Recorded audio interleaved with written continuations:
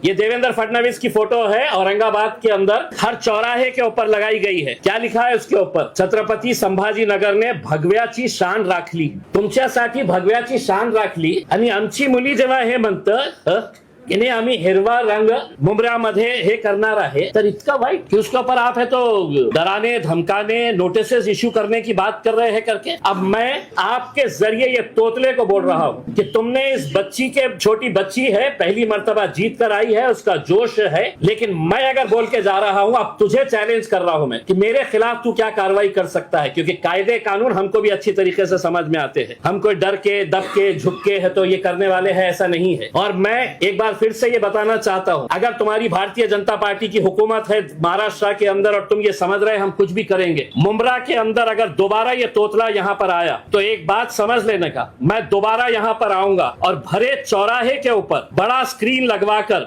उसकी जो blue film है, मैं है तो वो फिल्म है तो भरे चौराहे के ऊपर दिखाऊंगा। तुम हमको सिखा रहे हो, तुम्हारा खुद का चरित्र क्या है तुम देखिएगा। और तुम ये समझ रहे होंगे कि भाई मैं आऊंगा, आके है तो यहाँ पर पुलिस वालों के ऊपर दबाव देकर चला जाऊंगा करके, तो इनकी पार्टी गुंडे और मवालियों से भरी पड़ी हुई है। पुलिस अगर इनको कंट्रोल नहीं कर सक रही है तो आप हमारे ऊपर दबाव डालेंगे कि नहीं साहब ये आया था, कौन है, उसका वजूद क्या है, क्या ये। इस बच्ची के ऊपर जिस तरीके से, उनके परिवार के ऊपर जिस तरीके से प्रेशर लाया जा रहा था, उसमें हमने कहीं पर भी आज हमने मीटिंग लेकर ये कहा है कि देखिए हमारी जीत हुई है, हमें लोगों ने है तो आवाम ने है तो कबूल किया है, एक्सेप्ट किया है। हमारे अंदर ह्यूमिलिटी होनी चाहिए, हमने लोगों का धन्यवाद अदा करना चाहिए।